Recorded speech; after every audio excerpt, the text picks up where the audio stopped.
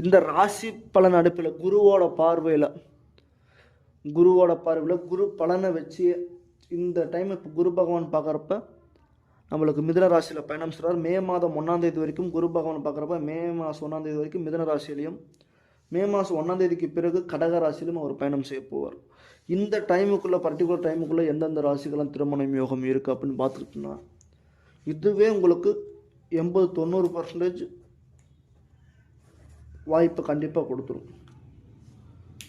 இந்த அடிப்படையில் தான் உங்களுக்கு இதுதான் குரு பலன். இந்த குரு பலன் வந்துட்டாலே உங்களுக்கு திருமண காலகட்டங்கள் கைகூடி வந்துடும்.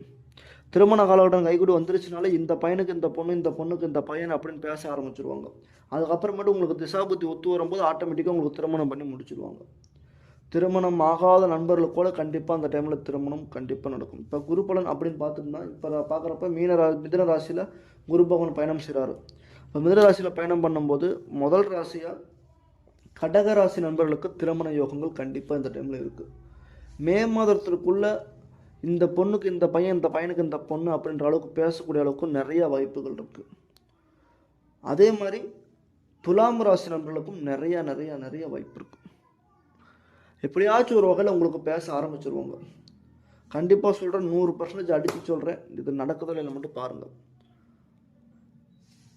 தனுசு ராசிக்கும் வாய்ப்பு இருக்குது, மகர ராசிக்கும் வாய்ப்பு இருக்குது. அதே மாதிரி உங்களுக்கு மேச ராசிக்கும் வாய்ப்பு இருக்குது. மே மாதத்திற்குள்ளே இந்த விஷயம் கண்டிப்பாகவே நடக்கும். நீங்கள் திருப்பி என் கமெண்டில் கூட வந்து சொல்லுங்கள். இந்த பதிவு கண்டிப்பாக உறுதியாகவே நடக்கும்.